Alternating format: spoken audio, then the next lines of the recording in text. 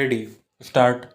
Sir, I rise to support the bill as it has emerged from the Joint Committee, but while doing so, I wish to make some observations generally and also in respect of certain clauses. The objects of the bill as originally introduced have been enumerated like this: that a litigant should get a fair trial in accordance with the accepted principles of natural justice. Every effort should be made to expedite the disposal of civil suits and proceedings so that justice may not be delayed. The procedure should not be complicated and should, to the utmost extent possible, ensure fair deal to the poorer sections of the community who do not have the means to engage a pleader to defend their cases. I wonder whether any of these three objectives will be achieved by this bill. Let us not flatter ourselves that this amending bill, as it has emerged from the Joint Committee, will be able to achieve any of these objects. The Code of Civil Procedure is a complicated thing. It was framed in 1908. We have streamlined it here and there.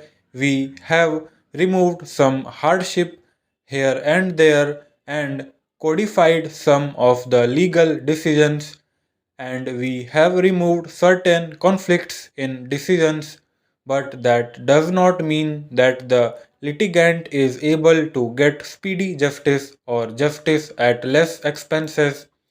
Let us be clear about it. I do not blame anybody, but the civil procedure as it stands, none of these objects can be achieved. I am glad that some of the provisions which have been introduced are really good. They have removed the doubts and conflicts in respect of judicial decisions which have prevailed, each High Court giving a different decision about a particular matter that has now been set at rest.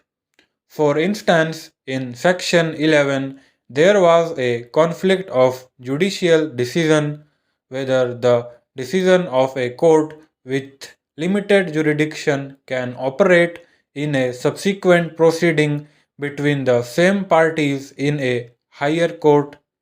There was a conflict of decisions, and now it is set at rest by saying that the decision of the lower court with limited jurisdiction will operate in a subsequent suit between the same parties in a court with higher jurisdiction. Secondly, it is also made clear that this principle applies to execution proceedings.